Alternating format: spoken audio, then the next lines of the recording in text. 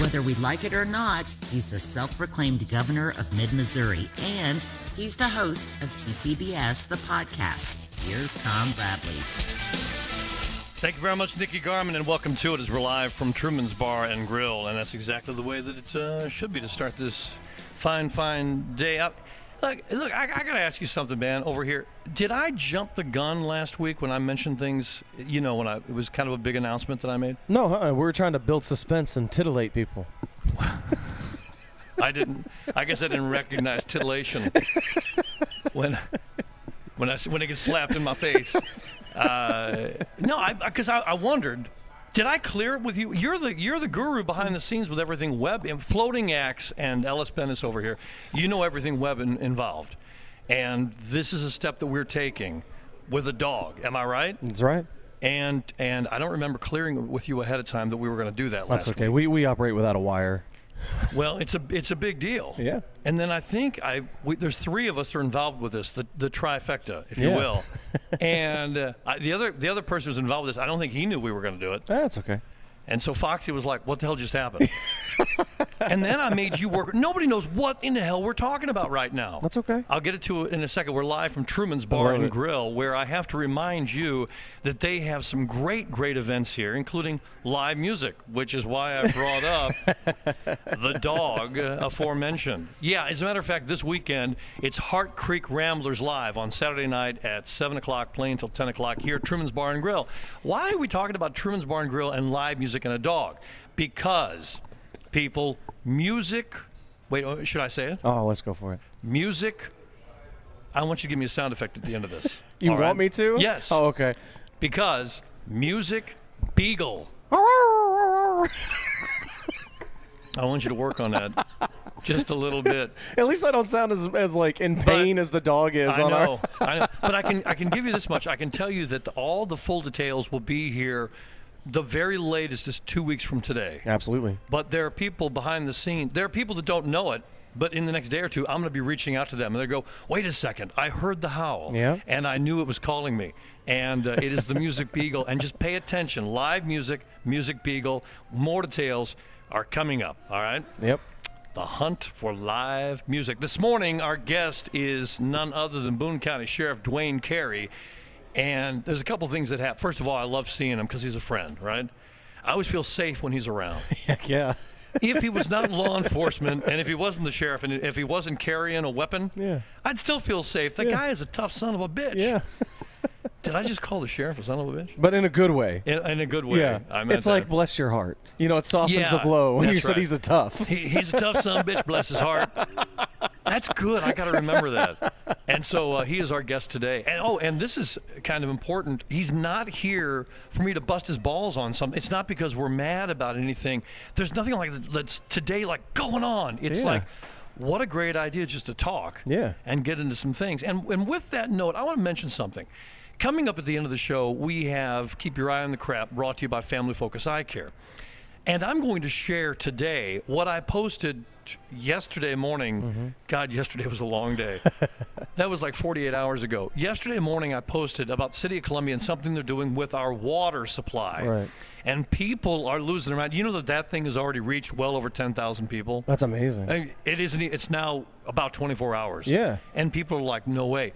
I want to say good morning to Deanna, who saw my post, which is only, what, a minute 20 or something like that? Shorts. She saw me in my shorts, and she said, "I didn't care for your attitude." Now, many unsubscribe. Many is the person who doesn't like my attitude. And I replied back to her and I said, "Look, it's snarky at best, and I know that. See, if you like what I'm saying, if you agree with me, you're like, he's my man, he's my boy, I like it. And if you don't like it, you're like, I hate his attitude, I hate the curve of his ass, I just everything about him." And I understand that because I have the same feeling toward other people. It might even be you who's listening right now. I don't know. But Deanna said, with that, she went into a deeper dive and she found last week's podcast with Ron Widbin and the incredible mission that he and his wife have been on in places like Guatemala for the last 15 years. What an amazing journey they're having in helping people that are way, way less fortunate than you and I are. Heck yeah. And she listened to that and she was like, wow, I appreciate the podcast. And I'm like, yeah, even with a little of my snarky attitude and my shit that I throw around, you will find yourself maybe sometimes appreciating what we get into and talk about. Absolutely. And be careful. People are so used to the sound bites now. You know what I mean? Like you get this one little sound bite, and it's so quick. Of I hate this person, I like this person. I love the like flip around where they're like, hey, can you believe this person said this quote? Then they read it, and then you know who they're talking to, right. And then it's somebody different, and then like, oh, well, then they feel awkward because they like the person from the quote, so that somehow changes the quote. You're absolutely right. Yeah. And it's not. The world isn't made up like that. No. And if you hate something I say, it doesn't mean you're going to hate everything I say. 100%. It doesn't work that way. Right. You should lead with something that everybody likes. Just be like, I like puppies. So then, see, you have to agree with at least one thing I say. Nobody hates puppies, right? My grandson Bradley, little man B-Rad, he asked last week, he goes, are there people in Asia that truly eat dogs? And I said, there are some cultures in which they do consume canine, yes. So when you say, I love puppies, be careful because you don't know. You don't know what you're doing. I have 3 Chihuahuas. Are there any that would? There might be. Can I drop those with off? that, why don't we release the hounds? All right. Release the hounds! The big announcement this week brought to you by Creekside Pet Center, where they love your pets almost as much as you do, and that would include their incredible facilities of bed and biscuit, and of course Dirty Harry's in Boonville. And Cisco, their little pony. Yeah. He's such a cool horse. Yeah. I mean, I was there. He was less than 24 hours old. He and his mom in the stall, and getting to see him and meet. It moves my heart. It's stupid. Yeah. You're crying about a horse. I'm not. It's stupid. Anyway, he was out. Jacob was out walking Cisco around, and he's teaching him to drive. He said he's got him on a lead, and then he's like. And he's walking him around. not my idiot brain thinking that he had him in like the side by side with his hooves on the steering wheel. But I gotta drive. You haven't taught your children how to drive yet. I'm working on it actually right now. Yeah. The oldest is how old? He'll be 15 actually in just a little bit. Yeah. So we're practicing. Only don't tell the sheriff. I'm only on back roads, only through our yard, being very careful. Well, all right. All right. He gets calls about those too. But you're going to find out when you finally get through, and then when all 4 of them are grown adults and driving, and you're like they're on there, you'll feel wonderful. But in the middle of one of these, you're going to be stomping your foot in the floor, thinking that there's a break there, and you're like, no. When I said no, I meant no. Then no. And I'm like, which is tougher, teaching a kid to drive or driving your horse? It's a little pony. Yeah. I don't know. But Creekside Pet Center, thank you so much. The big announcement this week, I'm going to tell you right now, is not what you'd be expecting, but I think it's worth sharing with all of us. This comes from the page that focuses on the great big bur oak in McBain. Okay. The big tree, as we call it. Greetings to you and yours, and thank you for caring about the tree. The area under the tree was mowed today. This was posted yesterday, making it ideal for picnics and or whatever this weekend. Trash was minimal, always a good sign, and I wish I could say there was not any vandalism. I don't know what it is with you punk-ass bastards out there, but I would like to take you by the neck. You know what? Yeah. I would like to introduce you to Sheriff Dwayne Carey is what I'd like to do, and he would do something about it. During the inspection of the area, the smaller lightning cable, the lightning cables are to detract lightning from striking this big tree that is, I don't know, 300 years old? Something. Good grief. Keep it from striking the tree and instead direct it into another area. Yeah. One of the smaller lightning cables was found to have been cut completely off the tree. You put a steel rod up there and then you connect it to a cable that conduits, all right, is a conduit, and it carries the electricity down away. This was done with some wire cutters. The cut that is clean, and for whatever reason they left the section of cable. I don't know what's wrong with you people. I really do not. Like, who's just walking around with wire cutters? Like, I was, spray paint or something like that. Like, okay, I kind of get it. But who just has wire cutters? We've had graffiti spray painted on the tree before. Yeah. There are people that if they find that you have something sacred in your life, your child, your favorite motorcycle, a tree that grew 300 years ago, and we all like to go and just show our reverence to creation around us, and they're like, that's the thing, let's go carve it up. I don't know what their deal is. No. The big announcement is that they found this and took care of it, and he said Mike Sestrick was there planning on coming in to do another treatment on the tree, had the correct splices that are used to make the repair, and was able to make the repair to take care of it right then and there. Good.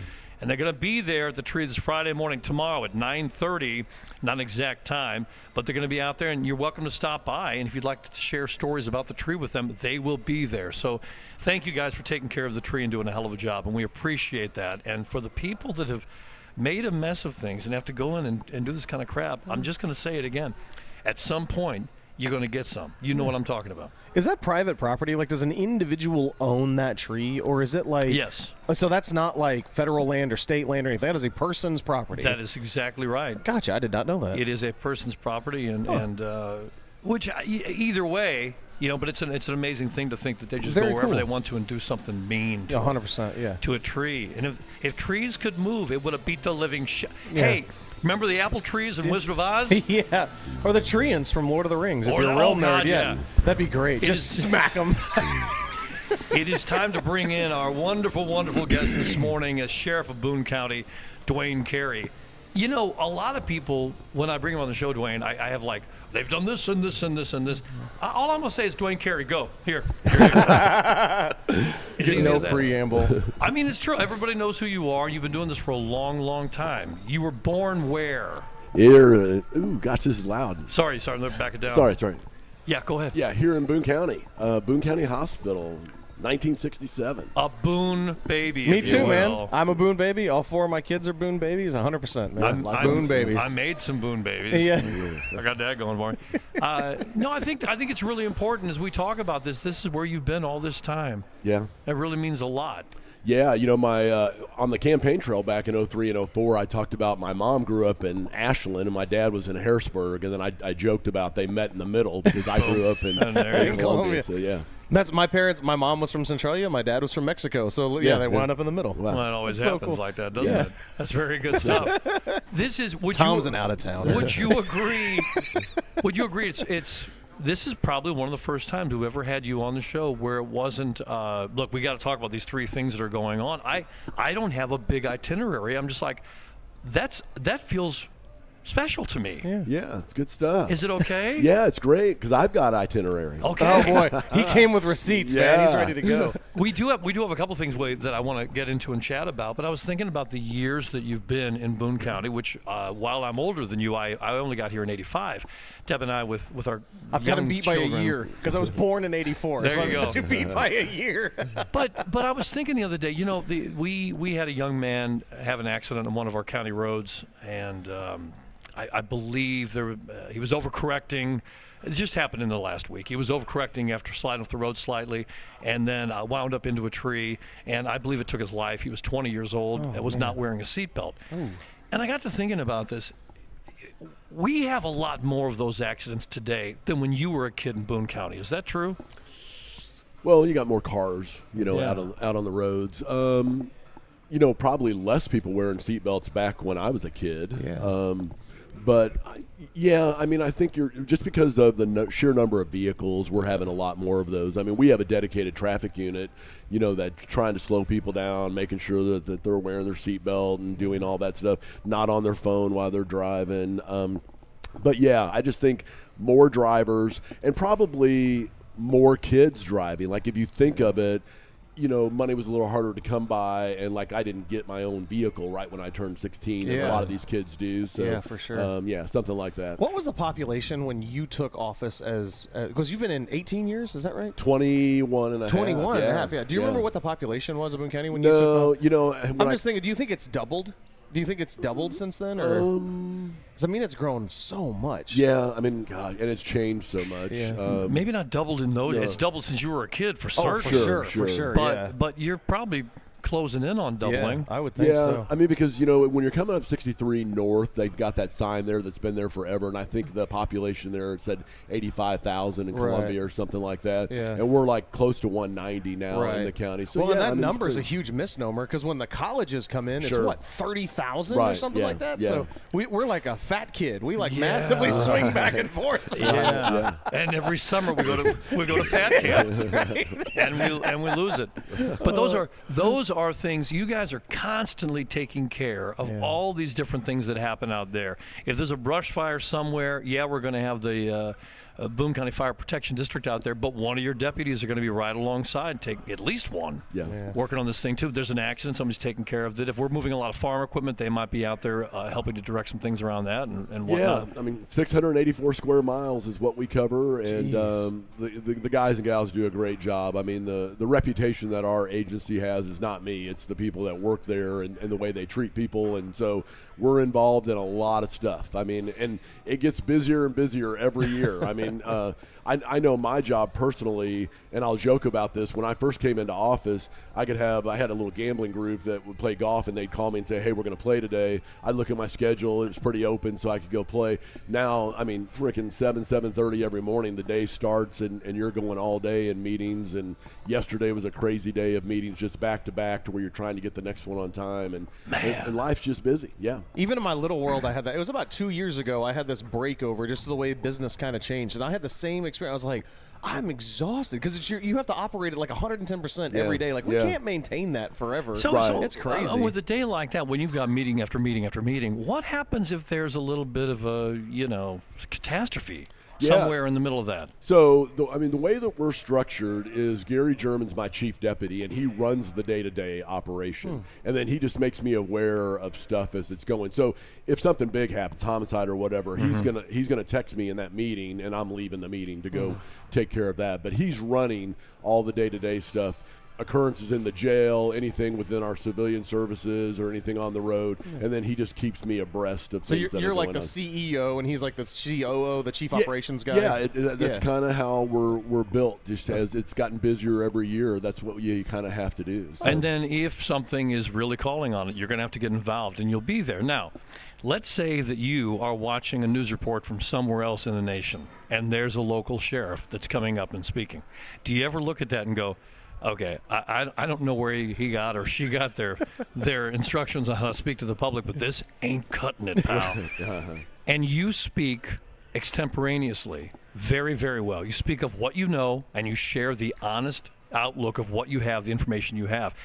You've never been at that full level that the nation is picking up and running you on the networks, have you? No. The only thing that I got close to, and I was relating very, very much to your current conversation about, I'll say something today that's going to piss somebody off. Yeah. I mean, it's just going to happen. Yeah. And some people will like what I say, but that's been the way that it's been for like 21 years.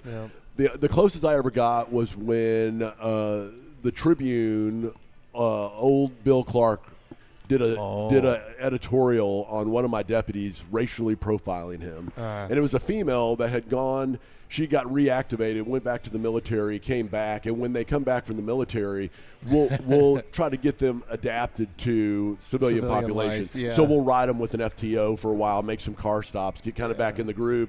And he did a story. It was very inappropriate. I challenged the Tribune. They didn't do as much as I felt like they should do. So I Oh, wrote a rebuttal article that ended up going viral over into Europe and Canada and all that. Wow. But as far as me talking, no, I mean, people don't want to hear what I have to say. But Well, honestly, I hope that never happens, because if it does, it means we've got something big. bad going on here. Yeah. Is the deal with old Bill Clark, he's gone. Right? Yeah, He's yeah. Okay. Is the deal with him that because I think I remember it, but explain what was he accusing someone of doing? It was accusing that deputy of racially profiling him? Yes, that is correct. Yeah, I mean, treating him like a minority, and obviously he was an older white gentleman. But yeah, he had ran a stop sign, didn't use a turn signal, and she, again, just getting acclimated. Young female, really, really good deputy. Just did a traffic stop. We were going to give him a verbal warning, but again, just kind of getting back in the groove of making those contacts. And then he went off the deep end with her. She stayed professional, and that's the blessing, right, of the body cameras and the in-car camera. Because what I ended up doing is I released the whole damn thing, the whole thing. So there's no clip of anything. And I told people in the letter that I wrote, it's going to bore the shit out of you, right? But you got to stay with it. And you're going to see that she addressed him as sir. She said, please. She said, thank you. The whole 9 yards. Could not have had a more professional traffic stop. Nice. But it gets back to that. Somebody can say whatever they want to say. Yep. And so many people don't challenge people not in Boone County. I mean, I'm going to challenge you on that because I'll always defend my folks if they're in the right. Well, That's and awesome. I love having both sets of cameras out there. Yeah. Especially the body cameras because that's where they are, and it's going to be able to pick up what the real interaction is. And I said this is, I think it's 5 years ago now. I said I demanded from all law enforcement across the country, if you're going to have an officer out there and you're going to pay them and have everything else that you're paying for, you're going to have to go one step further and put the body cams on them and go ahead and store that footage. You're going to have it available. Because I don't want to find you in Sedalia like it was, what was it, 2-3 years ago, with a young lady being shot and killed in her car with a deputy, and we have nothing to show for it at all. Yeah. 10:30 in the evening, and it gets pulled over, and then bam. It's like, what the hell happened? Guys, and the crazy thing about this is, this was Ferguson when Michael Brown, when that happened, that's when the body cameras became a big thing. All law enforcement rushed out to get them. We actually, I call it a Noah's Ark approach. We tried 2 of everything, and then there was so much junk. Everybody got into that industry, and they were producing really bad products. They'd fall off your chest and wouldn't work. So it took us a couple of years to find a really good product that we found. But the crazy thing about it is everybody wanted law enforcement to get it because they felt like we were treating citizens unjustly, when the opposite actually is helping us because we're able to show things like that. No. We're doing everything very professional. We're treating you like we'd like our mother to be treated, which is our motto. Yep. And so don't say that. So we'll have people that'll call and complain, and we're like, hey, why don't you come in and we're going to take a look at the body cam. I love it. And then the complaint's over. Right? He brings the receipts. Yeah. I quoted you to my kids. We love watching police chases and police videos and stuff like that. I don't know. My kids and I, we just love watching that stuff. And it was so crazy because we're a Christian household. I've taught my kids not to use profanity. And the cops on there, they're just like, F this, F that. They're just cussing like crazy. And my kids are like, why do they do that? I was like, well, our sheriff trains his deputies that is a sign of unprofessionalism. Right, so you quoted that the last time we talked, and I was like, our sheriff pushes against that. And I do like your model that you work on how to treat people. But if you ever speak to me and treat me like I'm your mom, we're going to have a problem. Just a good little Tommy. I just want to make sure that we got it. But here's another thing that I think you're probably facing, and maybe we should put it on the table to talk about today. We have, I guess it's going to be August, we're going to have ourselves a new sales tax we're looking at in Columbia, which is a big part of Boone County. But we're going to have our sales tax. None of that, I don't know that a dime of that is going to be going to your operation. Is that correct? That is correct. Oh. And so all of that's going to be for safety in Columbia with departments that the city has. Gotcha. Not that the county has. So we're talking about... I misunderstood that. I thought it was for the whole Boone County, but it's just for City of Columbia. Yeah. Gotcha. Yeah. So is it the person who throws this on a ballot first wins? Would you have liked to have this? Or do you not want to have that? Or what do you think? All right. So that's my itinerary for today. Nice. Okay. So, yeah, when they first came out with that, and if you go back and you look like in December, January, and February, the articles that were coming out, the messaging was really about the pension, and of course I made some comments that people didn't like because I didn't like the pension messaging, right? Because I went through Amendment 6 with the sheriff's retirement, if you guys remember that from a couple years ago, failed miserably, right? Because if you don't have a pension, you could care less whether somebody else does, right? So their messaging has changed. Years ago when we did Prop L, our law enforcement sales tax in 2002, Ted Bain, the former sheriff, tried to get the city to be a dance partner on that, but they didn't want to do it, and they wanted a bigger piece of the pie, and so we ended up going alone. So we have a 1/8 of a cent currently, which isn't enough. I mean, it's been tapped out for, probably over a decade. It generates probably $3.5–4 million, which is peanuts in today's world. So they are going. I heard it was August, but I will tell you that Boone County, and you guys are hearing it first, Boone County's going either in August or November as well on a increase to our sales tax, because we are fighting a massive overcrowding problem in the Boone County Jail and a mental health crisis in the Boone County Jail. Well, I wanted to get in and talk about the Boone County Jail to begin with. I wasn't sure how the plan was in your mind and how we were going to fund that operation, and I'm in support of that also. But with what the city's proposing, we're going to have one of, if not the highest sales taxes in the state. Yeah. In Columbia. Yeah. And then throw in income tax that Kehoe's pushing out there. The skeptics are saying if that thing passes, then sales tax is going to go even higher. So it's a horrible time. We get it. But the problem is, and I was in early. We've got Leadership Columbia up at the training center today. I was looking at our numbers, but for probably the last 6 to 7 months, we've been housing more people in other county jails than we can house in our own jail. Holy cow. We have detainees, inmates down in Greene County, in Springfield, 2.5 hours away. We currently have detainees in about 13 different county jails. We have filled up everybody in the central Missouri area. We've got a mental health crisis in the state of Missouri, every state for that matter.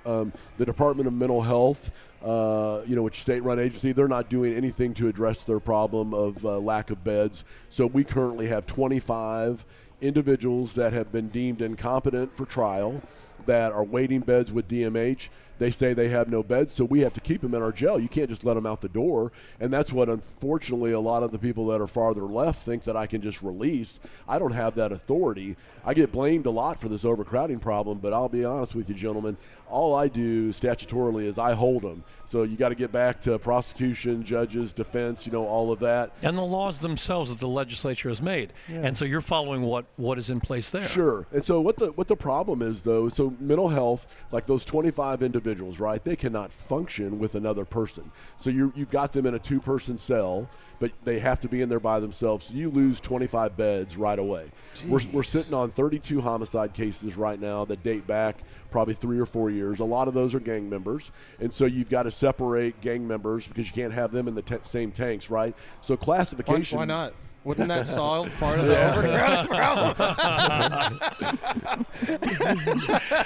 So touche, good man. Yes. So even though we have 245 beds, we have to stay around 200 just with classification and mental health. So then you're shipping all these people out. I have contracts, and over 21 years you develop a lot of relationships with the other sheriffs and chiefs, and so Craig Montgomery, the sheriff in Montgomery, he'll take 40 for me. Daryl Maley, the sheriff over in Callaway, is a good friend of mine. He'll take 20 or 30. So, when I call and say, hey, I need 10, 15 beds, the problem is most of the jails in central Missouri are relatively small. Mm-hmm. So we have now filled those, and so we're down Phelps County and Rolla, Miller, down by the lake, Henry County, which is out, west and south.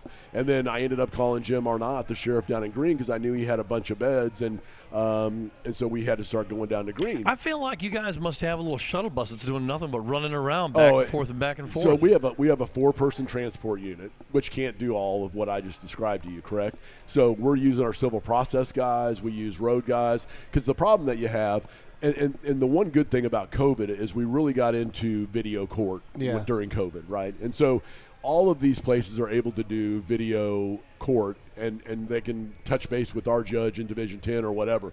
The issue that you have, though, is if I'm in Greene County and I have video court that day and they release me, we've got to go get them. We can't just leave them down there in jail if they've been released. So you're looking for anybody that can jump in a patrol car that can go down and pick them up. Just so I understand this. You have to bring them back. You're to go get them and bring them back to Boone County to release them. And then stop at a gas station and go, okay, you're free. No, because all their property is going to be at our place. So we've got to bring them back to get their property. And that's a Plus, problem. Plus, they've missed you. And so you guys want to catch up. So, and that's a problem as well. But, I mean, it's just there are so many issues with it. Look at the homeless or unhoused, whatever word you want to call it.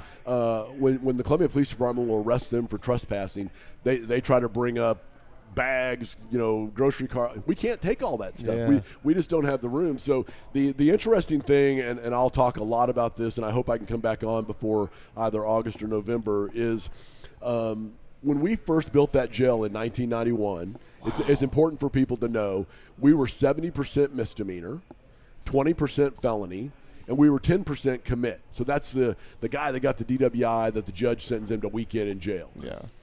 We're 98, 99% felon. Well over today you are? Today. We have no work release anymore. That facility had work release. We have no commits. We have very few misdemeanors. Most of those would be a domestic violence. Wait, why do you have no commits? We don't have your room for them. So they just don't get, if they have to serve 30 days in jail, they don't? Or they go somewhere else. The judges go a different sentencing route. They don't even do that now. They'll do them, house arrest, ankle monitor. They'll do something different because the judges know we don't have any room for that kind of thing. And so, but I want to make sure I understand ankle monitors. Just comparing it to 30 days in a jail cell. Yeah. Okay. So I'm at home with an ankle monitor. I'm drinking beer because nobody cares. And I've got nobody Netflix. knows. Am I watching Netflix and getting laid? I guess that's up to me. But he's like, that's your. I'm drinking a 12-pack of beer. I'm watching Netflix and I'm getting laid. I'm pretty sure that doesn't seem like jail to me. Yeah, that doesn't seem terrible at all. I got an ankle monitor on. Yeah. Yeah. Okay. Oh no, it itches. Yeah. I'm telling you, man. It's okay. All right. 98% felon. Good grief. Yeah. Wow. And so some of that, is statutory changes, right? We used to have 4 classes of felonies. We now have 5. That occurred, years ago. Juveniles, they changed the age of juveniles. And so right now I think we have either 3 or 4 that are shooters that have been certified as adults. That creates a whole nother nightmare problem for us because you've got to separate them sound and distance from any adult. And so just trying to find the place there. So my jail staff, they do a phenomenal job. And it is a challenge. And people don't even realize it. And again, this is where I'll offend somebody. We had Reddy up at the training center yesterday, and I was doing some tours, and I said this on another radio program, but I gave an example of what we have to deal with, my staff, and it offended a lady. Like, she called me, much like you're talking about, and said that is just, you should never say that, and you should be embarrassed for your wife and kids. And the example was, we have to give out these little rubber pencils. Mm-hmm. Because they have to be able to write and read and do all that stuff. And so, but we had an individual, a mental health individual, that was sticking that up his penis. And then you've got Whoa. Then you got to take You said little, but you didn't mean that little. golf pencil. Of all the things he was going to say, that was way down on the list. No. Of what I thought was coming. You don't mind if I just need a moment over here? I was not ready for that. Oh boy! Now listen. Oh my gosh. I'm not upset that you said it. No. I'm upset that he did it. Yeah. So then you got to take him to the ER, right? Because you got to get it out. Oh my god. Bring him back. You don't let him have anything. That's just one incident, right? We've had an individual that had a colostomy bag. But wait Every a second. time Back to the woman. She didn't want you to tell anybody about this? She said that was offensive to talk about on radio.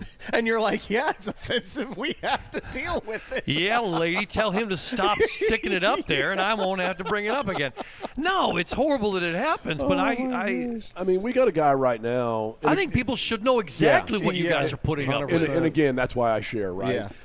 We've got a guy right now that eats his own excrement. Oh, no.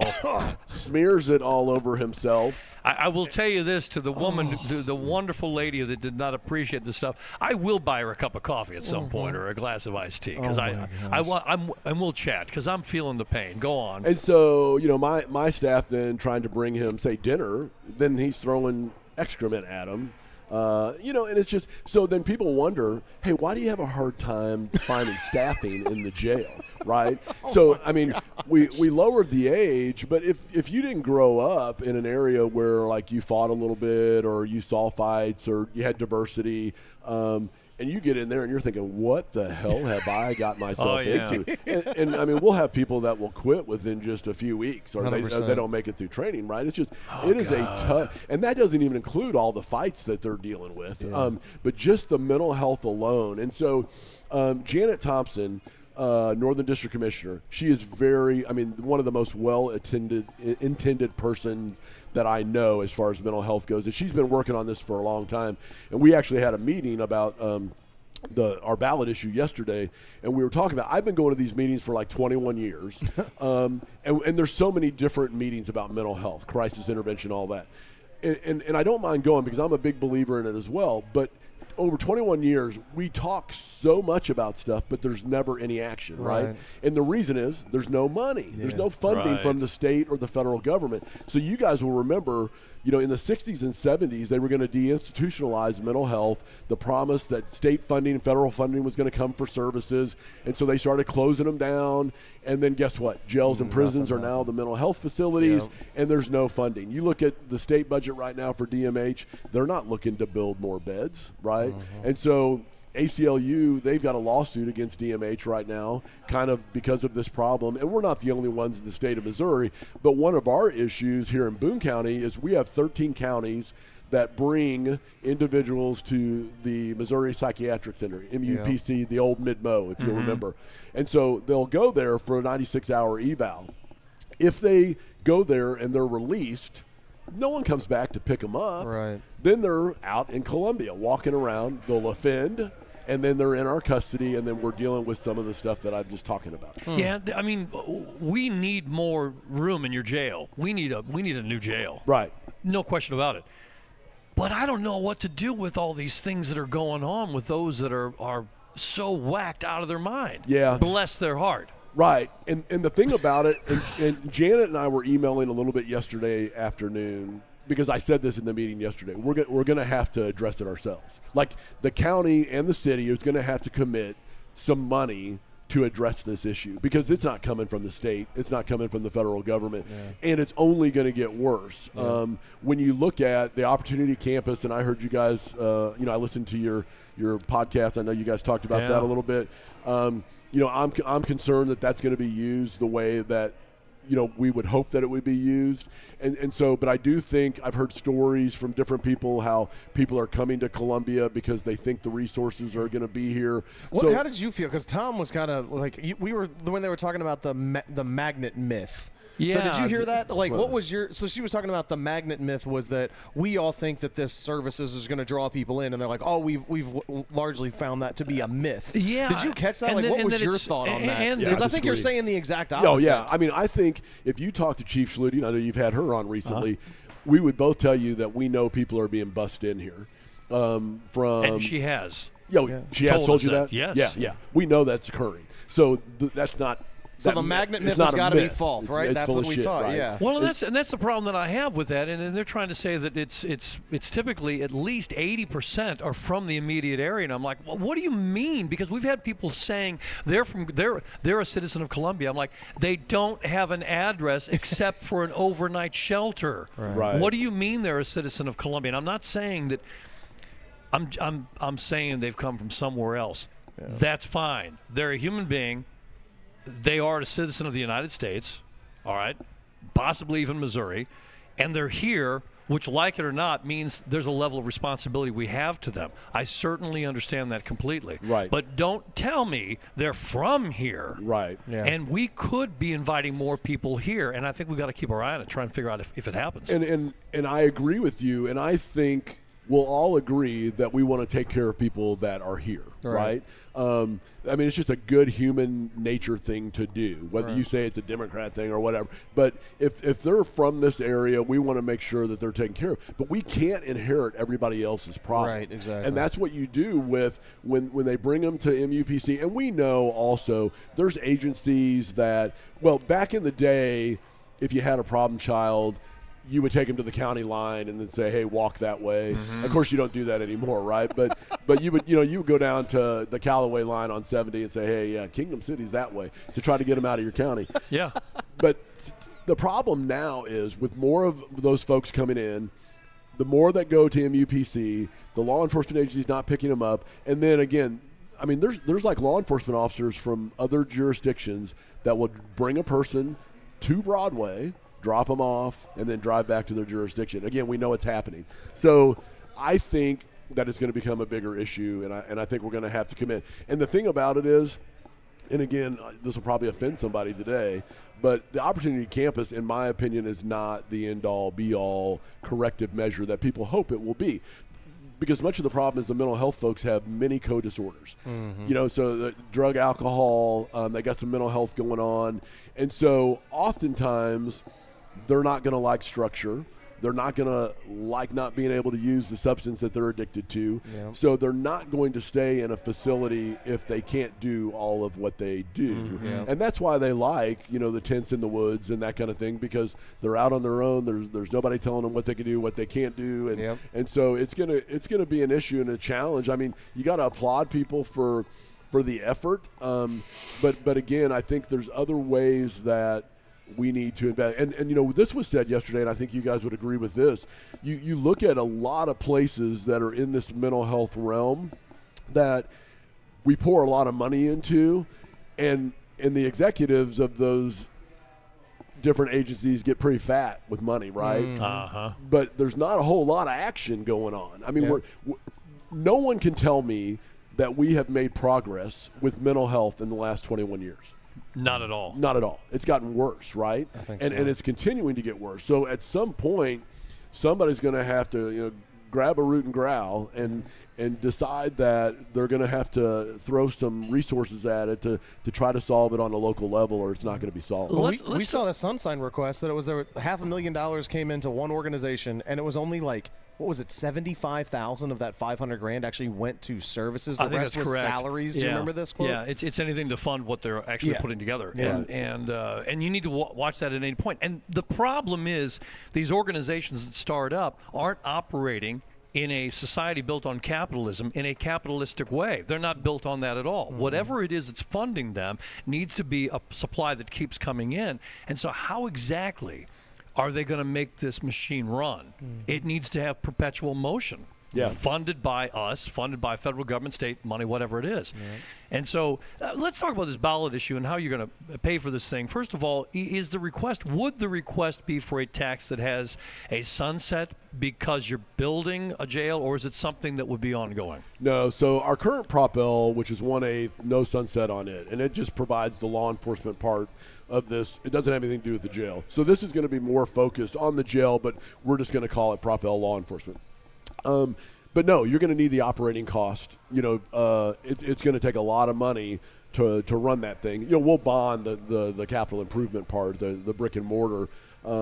I think we've got it shaved down right now to about 158,000 square feet. And so phase 1 is around 577 beds with a phase 2 to follow at 140 beds, phase 3 another 140, and phase 4 140. And it'll be over 1,000 by then.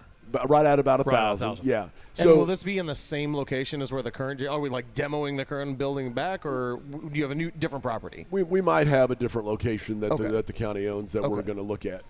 So yeah, 1,000. That's great. I mean, that's the number that. So what I did when I first came out and people lost their mind, right? I came out and said, hey, we need a bigger jail, 1,000, 1,200 beds, right? I'm doing this a long time. I know how government works. You're going to get shaved down. I mean, you're not going to stay at the number you want. So, but what I wanted to do was to make sure that 15 years down the road, you guys weren't on this show saying Kerry was a fucking dumbass. He didn't even plan for the future. They're already overcrowded because Jackson County, they just built a new jail, $231 million, just finished it, and they're already overcrowded. Good. Unbelievable. If you were a taxpayer there, would you lose your mind? Yes. A little bit, I would. Because we were trying to get beds from them, and they said, hey, we're overcrowded already, and don't look for anybody west because we're trying to get beds west. So you guys need to go another direction. How 231 million for how many beds? They were at 1,100. 1,100. Jackson Okay, County. all Yeah, right. I wanted to 1,100. make sure that it was at least sizable on this thing. And by the way, you said 150,000 square feet ish, right? Yeah, for the first phase. For the one. first phase, how big is our current jail right now? Square footage. Boy, square footage, I wouldn't be able to tell you. We're 245 beds, and we'd go to 577 in this phase. Bam, just like that. So, And but that would eliminate right now in the first phase. That would eliminate any overcrowding, right? hoteling out in the Right, other. because right now you've got to think we've got 430 total detainees. Just 200 are in-house, and then the other 230 are out in other jails. How long would it take you to build and open the new jail? And couple years is what I'm thinking. 2.5 years. Yeah, probably Okay. 2 years tops. And so by the time that's filled up, you would just be finishing the second phase. Yeah, or we might start if we're seeing those numbers going up. Just on our out of county, we might start go ahead in phase 2 faster than what. But we've got the phase 3, phase 4. Technically, the way that I'm designing it with the architect, we could have a phase 5 and a phase 6, depending on how this works. So you basically just create what I want to do is as we design this is when we need phase 3 or phase 4, it doesn't affect your operation at all. You're already connected. It's like if you're going to build onto your house and you have your doorway already framed in, right? We're going to have that to where they can start building a new pod, and it doesn't affect your daily operation at all. Is this the jail's going to be taken care of with this tax? Well, the operation of the jail more. because you're doing a bond issue Right. to actually Yeah. build it out, right? Yeah, right. Okay, so it's the operation of it, but also some of those dollars in this proposed ballot issue, the tax, will be going to actually run your department, and Yes, otherwise with deputies on the streets. Right. Because the interesting thing now is, so we budget roughly around 11 positions in the jail. But, we built it 35 years ago. And that's the other thing that people need to understand. This is a 35-year-old jail. We're starting to have chiller problems, door lock problems. Can't find the door locks anymore. They don't make them. So it's an older jail, right? And then, again, I told you about everything had changed classification-wise, but there's new trends in how they're building these jails. So one, you have maintenance hallways all around your pods, so you no longer have to supervise a maintenance guy that's taking tools in to work on the clogged toilet because they shoved 2 rolls of toilet paper down. They do all that from behind. And then the other big factor is they do elevated pods now to where like 140 person pod, you'll have one control room officer in this elevated pod because they can see 360 degrees. And then you have rover teams that respond to disturbances, pencils up the penis, whatever the case might be. That rover team responds. So the nice thing about this, and we don't have the exact number yet, is you're not going to have to add a lot of staff to this new model of a jail versus the old model that we built 35 years ago. Some of that sounds like it might have been taken from some sci-fi movies a few years back. I know, that's what I was thinking of. There's Yeah. some movies that sounded like that. Yeah, absolutely. That's exactly what C.J. Dykehouse, our county attorney, said, that he had seen that from like a sci-fi movie or whatever. But you got a walkway, the pod's elevated. Everything now is kind of a hard plexiglass that they can't break, but you can see into every cell. You can see everybody out, and so you can manage 140 people with just one person. So how are you? Let me look at the time over here, because I told you I'd get you out of here, and I've already kept you a Oh, little I'm bit. good. Let me understand how this would or will work if you guys come up on the same ballot. Or I guess worse for you if Columbia's in August and you're in November. Is that bad? We're not going to do that. Yeah, we won't do that. Okay, so you're going to be on the same ballot. Well, how are you? Are you gonna say the Columbia what they're asking for in Columbia is a bad idea? Oh. Go with the county plan. Do not go with the Columbia plan. No. I mean, I will never not support public safety. I mean, if Columbia Police Department needs more cops, and if Schaefer, who I've never met, if he needs more firefighters, I'm always going to support that. As long as they're using the money for those things, I'm all on board. And to your point, then we just got to be willing to pass both of them, or maybe the county will pass one and the city doesn't pass the other, or you just don't know. But we'll definitely go at the same time. And then, I mean, you guys know this, right? I mean, Kip Kendrick's very strategic, like I am. I mean, we're looking at what the governor's doing, what all is going to be on August. We're waiting for him to make a decision on August versus November, and so you've got to make sure that you make the smart move on your placement, and so that's something that we're looking at right now. You're cutting it close on time now, aren't you? Yeah, 26th of May. Oh, is yeah, the so we're deadline. less than a month. Yep. So Well, and the good thing about these two is this is it's going to not- be there then, is what you're saying. Oh, it's going to be there, and you guys are the first to hear it. So. All right, so you broke it here. And the good thing We're about always this is breaking it's- news here. That's what we do. This is a sales tax too, so all the visitors coming in. That's what I was like. I like that focus, not a property tax. That way, all the visitors coming in that sometimes wind up in your jail when they come to a football Sure. game. Yeah. Right. All of those visitors are going to help fund this. Everybody driving through I-70, everybody that's going to help. It's not just us having to support everything. I Right. really like that approach. You know, I love law enforcement, and I believe in a society, modern society, you're going to have a police force of some kind. And so, and a lot of people are like, I don't know if I like that. It's so funny that the people that don't like the police, that find them, they might as well have Thanksgiving dinner together, are hardened criminals. They hate cops. Yeah. And bleeding hearts way out here. I think you guys ought to get together and have Christmas together, I swear to God. Because I don't know why it's that way, the defund the police thing. We're coming from the bleeding hearts. It's like, But they still call the cops when somebody. of course they do. So I mean, and while I'm a guy that doesn't support an idea of new taxes on a very regular basis, I have supported what's going with Columbia. My problem with the Columbia tax is that we have a set of Columbia leaders that have not shown themselves to be good stewards of our financial concerns. And they do that all over the place. Now, that's my biggest problem.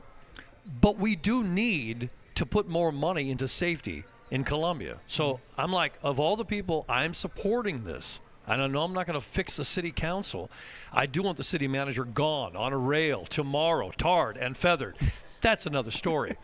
But the county line saying Kingdom City's that way? Right there. Right there. Start walking. Go on your way. If you get lucky, somebody will give you a ride, sir. But how am I going to support two of these at the same time? Yeah, it's going to be tough. But look at it this way, Tom. So we're housing 230 out right now. You add 50 cops to the Columbia Police Department. How can you not build a bigger jail? We will.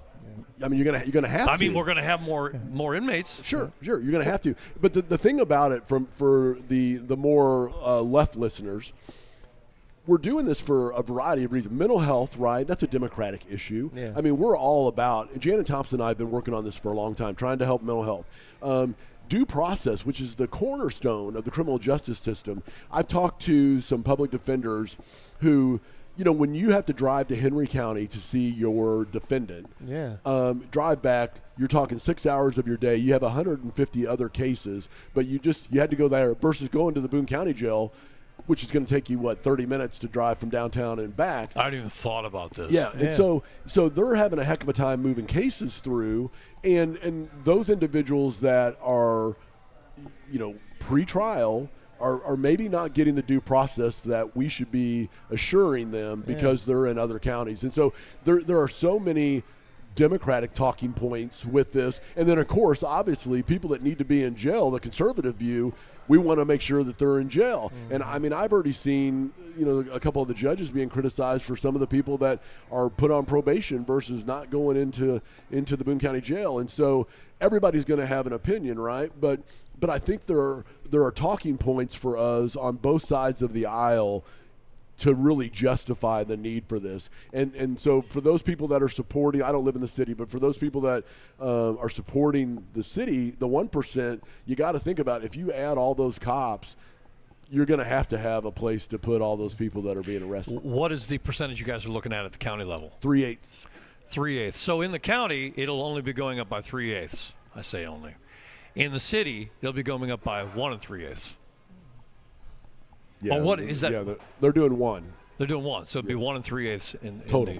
Total in the city is the change that we would see. I think the reason why people accept sales tax easier is because they buy a pack of gum, they don't have any idea. Yeah. You buy groceries, you get $70. A little bag of groceries, $70. You don't even pay attention to what you're paying in sales tax until you spend $580. You're like, wow, look at that chunk of change going out there. But I think because it's just piecemealed out throughout your day and week and month, people don't see it, and it doesn't sound like a lot. It does add up. How much money will the county bring in with the 1/8?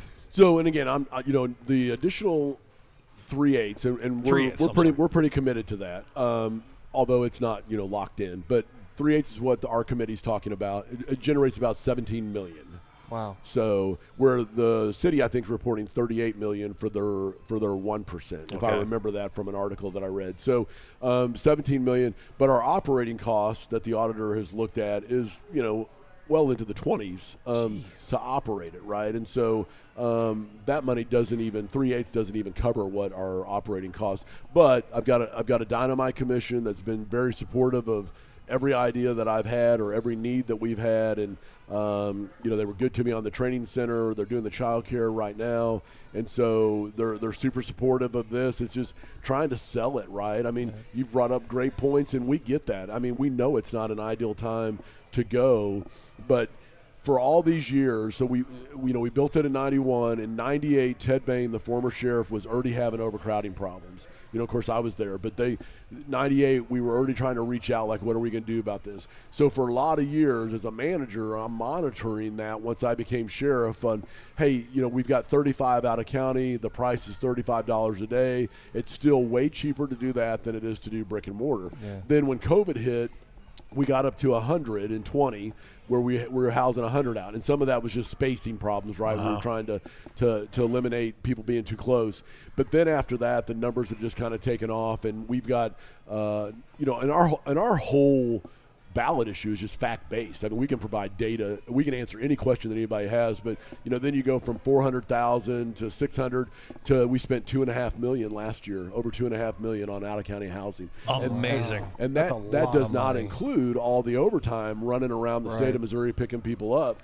And so Yeah, your transportation, your public defenders, sure, all right. that money. Yeah, all of it. If you don't get this approved, if the voters don't approve this thing, what are you going to do? It is going to be rough. It's going to be rough. I mean, because we need a new jail. Yeah. And you could still bond that to get it done, but you're going to build a jail that you won't be able to staff. Yeah, I mean it's going to be tough. And again, you have to think about that as well. You've got to be able to staff it. And so yeah, and I don't think the staffing is going to be an issue for us at all.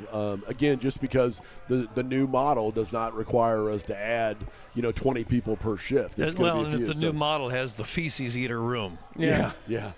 Well, Am I right? Guys? Because I'm not going in there. Yeah. I want to push a button and everything gets rinsed before I walk in. So, and that's the thing about it, right? Like you can design something new. I met with my command staff yesterday, and I actually revealed the plan that we've been working on. And so you can have chuck holes versus if you open the door, that's when you got to start dodging excrement, right? But if you have chuck holes and stuff like that, you can just deal with those individuals. We have no mental health actually housing unit right now. They're spread out because you have to lock them down. We've added some chuck holes just because trying to deal with some of those folks. But this design that we have currently has its own mental health and its own medical infirmary. So the examples that I've been giving you guys, instead of going to the ER, we'll have a doctor on site, and we can keep that, because that's the other thing, right, is you take that individual, they're there for 3 days, we have to sit on them 24/7. Yep. And so we've got to cover it, more overtime. And so you just have to look at all of that, but we've reached a point where it's not cost effective to continue the route that we're on. So I gotta say, do you wake up in like horrible nightmares with the world that you have? Just knowing that I'm going to have nightmares tonight with some of the stories you've told us already. Yeah. Oh no, not there. Next time you come on, can you just bring a few of the rubber pens, just lay them out on the table? Tell them to start twitching. I don't want to. Boone County Sheriff Dwayne Carey, you are a man among men. You are a fantastic leader in our community, and I don't know how I'm going to do it, but I believe I'm going to be supporting you as well. But I want to know more. I want to understand it. I wish you a lot of luck in moving this on, and you're going to be back on here before August then. Yeah, I want to. When do you want to be here? You call me and I'll be here. Like June? Yeah, June, July. Or closer to the date. I mean, whatever you want. I'd say anytime, maybe late June, early July, and then I'll have, and I think I've talked about everything, but I'll have every talking point. Any questions you guys have, I'll be able to answer them. All right. Thank you very You're much awesome. for coming. Thank you guys. Appreciate it. We'll see you It again sucks. very soon. I can't vote on either one of these because I live in Callaway County and like out in the middle of nowhere. Yeah. Well, that's what you suffer. You're out in the wasteland. Yeah. You're in the Badlands. Have you ever been to South Dakota and seen the Badlands out there? I have actually. Remember I told you we Okay. went on that missions That's trip. right. Yeah, That's right. It's gorgeous And, up there though. The Badlands are not gorgeous. Not gorgeous. Yeah, not that No. part. Yeah, where The we went Badlands, was- you look at the Badlands, you're like, wow, Mars does look inviting right now. It looks horrible. we can colonize And that's that. Callaway County. That's the Badlands out there. Wow, that is. There's a lot to take in that conversation. Yeah, that's crazy. And so I want to say thank you to Dwayne Carey for coming in. And I've got a lot of. I was just thinking, can we just buy a bunch of shipping containers and just like stack those or something? Like, do you ever see or those come up tents? on your social media feed? I have been obsessing about them. I've been seriously thinking about doing like rental property out of shipping containers, like just put a bunch of them together for more affordable housing. So Yeah, yeah, it's I'm a always great thinking idea. of something We have two things coming up. They're going to blow your mind. Blow your mind. more than a rubber pencil. And Nothing will more than that. We have two things to love. I'm telling you right now. You're like, this is the end of the. No. Nothing is over, idiot ass. This is. There's so much still to come, including my bitch session I had yesterday morning. We're going to rehash that about the city of Columbia and their water sprinkler. But in the meantime, this is really, really cool. It's the Improve I-70 update with Emery, Sapp, and Sons. Hey, man, we got some friends over here. Did you see that? Yeah, that's Hi, friends. Hi, friends. With Emery Sapp & Sons, you're a locally grown and employee-owned company. As they are taking on this massive project, there are a couple of things I want to bring to your attention, not the least of which is slow down, stay informed, and be prepared to stop. Yeah. Because we're spending 3.5 years on improving I-70, adding lanes in both directions through Columbia and all the way to Rocheport on this particular section. Now, there are a couple things. Number one, tomorrow, and this is, I'm really giving you a warning. This has nothing to do with me. Yeah.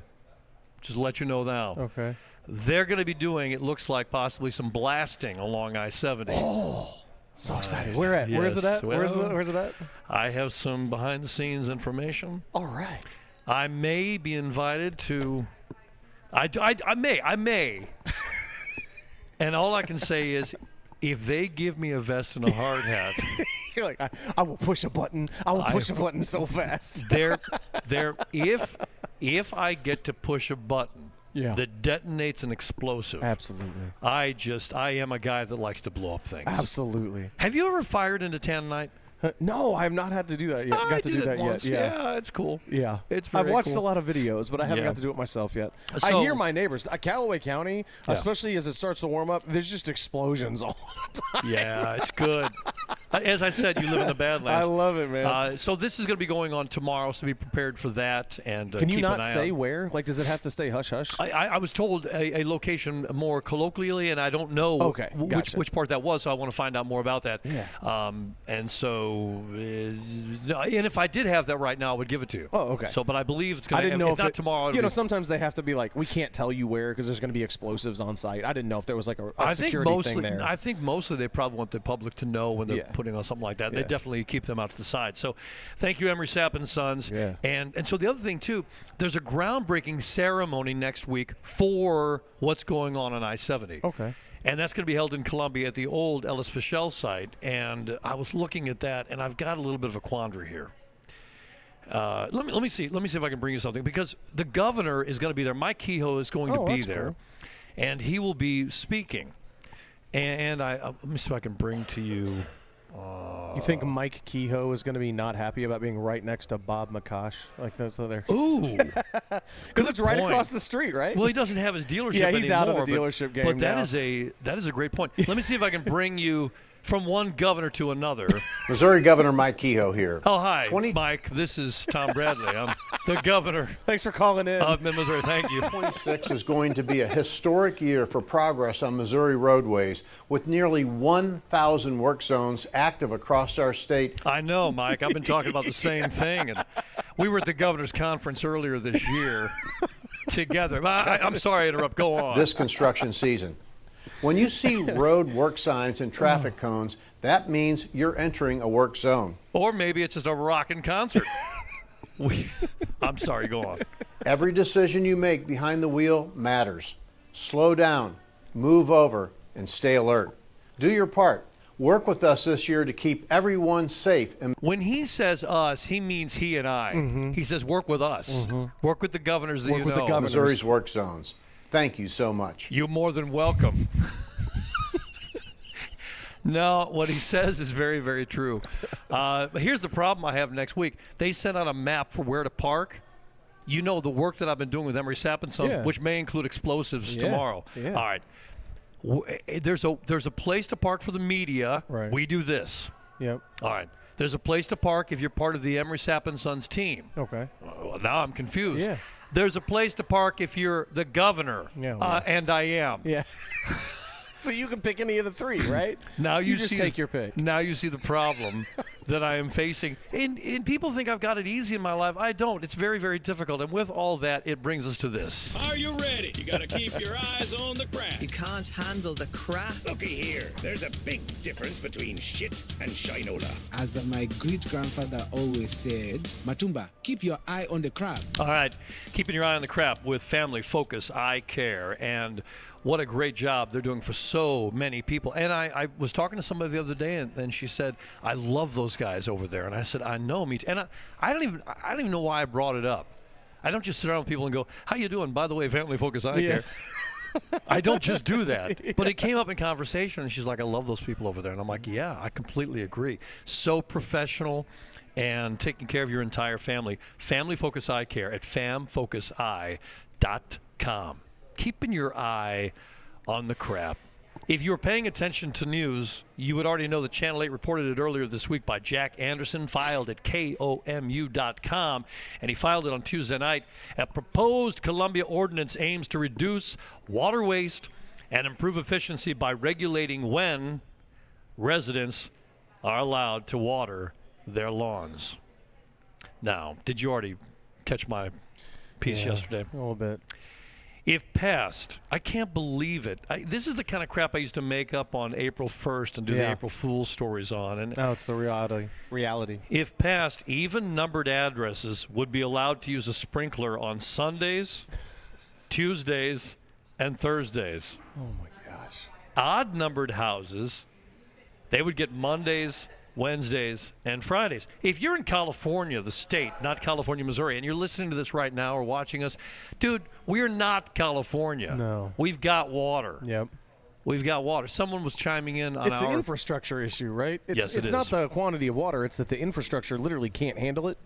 Well, yeah, and when you've got a city body, the political leaders here, and I do mean the political leaders, I'm not going directly to those who work for the city. Yeah. I'm going to the political leaders who are voting and then sitting on their asses not getting these things taken care of. When we okay the construction of a new water tower, and 8, 9, 10 years later, they still don't have the land to put it on, and you know what's happening with land? It's being snapped up. Oh, yeah. You guys should have taken care of this a decade ago. A decade ago. In fact, you should have already had the land picked out and kind of a tentative agreement with the landowner, the land seller, before we even moved on this thing and got it approved. Yeah. And now I don't know what you're going to do. People were chiming in on our Facebook post, and did that also wind up on Instagram? I think so, yeah. I mean, we it promoted, posted there, by the way, last week we promoted the wrong Instagram. We've got 2. Okay. Don't ask. We're on a don't ask, don't know what the hell we're doing policy here. So they were chiming in saying, well, if there's a water supply problem, it's not a water supply problem. It's a supplying the water problem. How are we getting it from point A to point B and C and all the way through the list? Because we have not taken care of that properly. Mm-hmm. I don't give a damn about the sprinkler dates. It's just stupid to see it coming out here like this. They did say that if you violate, you could be fined anywhere from $50 to $350 for watering on the wrong days of the week. Now, there are HOA presidents just salivating right now, right? I can't wait. You've got an even numbered address. Yeah.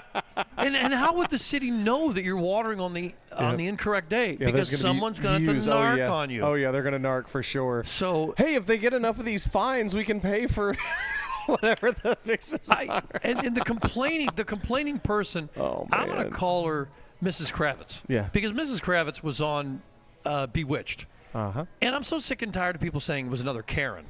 So I'm just not going to do it anymore. You like Kravitz. Mrs. Kravitz. Mrs. Kravitz. Now, if there's a Mrs. Kravitz out there, well, that's your problem. There's fewer Mrs. Kravitz than there are Karens. Karens, absolutely, yeah. All right, so I want to say, if Mrs. Lenny's Kravitz offended. coming along, Lenny Kravitz, if she comes along, she's like, you're an even number, and this is an odd day. And then, because otherwise I don't know that the city would have any idea. And if you violate the ordinance 3 times, you could be suspended or disconnected for water utility service. It says for irrigation. How do you know that? What are you talking about? Are you telling me I can't piss in the toilet or take a shower or get a drink of water? Or it's just watering my lawn? How are you going to disconnect my water irrigation outside? They come by with just cut your hose bib off outside. I guess. There were 2 things I saw. There'll be a hose bib boot. Do you Yeah. see that like a locked down thing? It will. And there were a couple of posts that I saw that I really appreciated. One guy said, all you got to do is go inside, drink a gallon of water, go outside, piss on your lawn. Continue doing this. But then the CPD and and Dwayne Carey's people are going to get involved. Yep. Jan Tompkins said, I live inside the city, but I don't get city water or any city utilities except trash. Would we have to follow this proposed rule? You know what? I believe we have a family member who lives inside the city limits, and they are not supplied by city water. Interesting. So I guess you wouldn't, Jan, I guess you would not have to follow the rule. Huh. So it would only be for those of us who are using city water. Right now it's proposed. Keep that in mind. And, of course, I can't trust them to be sensible because common sense, we are lacking quite a bit these days. So common sense is uncommon. If you can only be free to mow your lawn on Monday. By the way, Saturdays aren't even available for people's houses. Oh, yeah, I just caught that because it's like Sunday, Tuesday, and then Monday, whatever. So you can't. So Saturday is a no water day for people. No water! No water day! No water! If you work 6 days a week and Saturday's your day off, that's going to work out fine. But if you work every Saturday and you would like to be able to take care of your lawn on Saturday, or I just, you know what I'm saying? Yeah, I do. It just doesn't work out all the way through. So I don't like the whole deal, and I'm just going to wish them good luck on getting this taken care of. Keeping your eye on the crap. Keeping your eye on the we keep talking about actual feces because he's talking about the feces eater. There's always actual feces involved. I'll tell you something. There's more in life around every corner. Oh, man. We were long today. Super long. We were long. I apologize. We got to get out of here. My friends, live this day as if it were your last. I say to you, hookah hey.